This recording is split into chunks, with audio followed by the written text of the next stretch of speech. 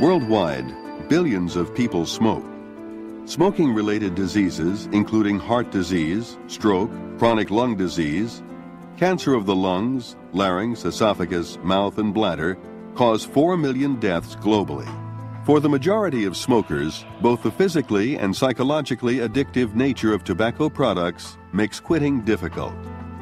Part of nicotine's hold on smokers is believed to be due to its effect on brain dopamine levels, which are associated with positive feelings.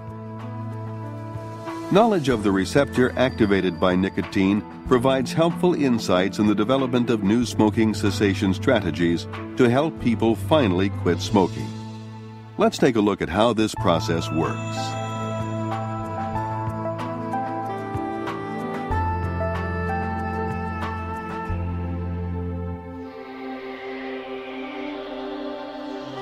When inhaled, cigarette smoke travels through the airways to the lungs.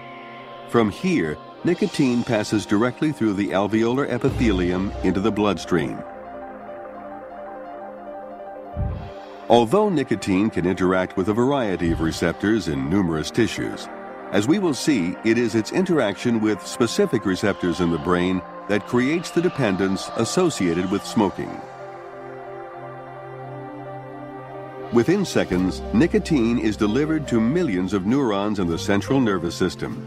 Here, within the midbrain, nicotine interacts with the alpha-4 beta-2 nicotinic acetylcholine receptors. Acetylcholine is the natural ligand for these receptors. However, nicotine, also an acetylcholine receptor agonist, has a higher affinity for the alpha-4 beta-2 receptors. Located on postsynaptic neurons, these receptors are comprised of 2 alpha-4 and 3 beta-2 subunits that form a channel for transporting ions through the membrane. When 2 molecules of nicotine or another ligand engage binding sites within the receptor, the ion channel is activated. Looking into the receptor, we see that it is closed, but activation by ligand triggers internal rods to open the channel for the passage of calcium, sodium, and potassium ions. This initiates electrical impulses, generating an action potential. This signal is rapidly transmitted down the axon to the reward area of the brain. Here, the impulses stimulate the release of neurotransmitters, including dopamine.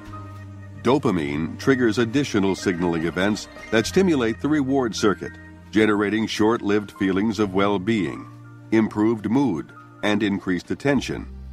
Every time tobacco is used, dopamine levels surge.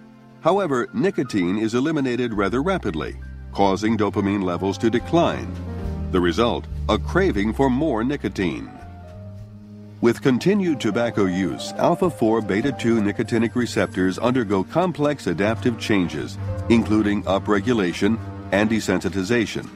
Over time, these and other downstream changes contribute to a stronger need for nicotinic stimulation to achieve the rewards of smoking.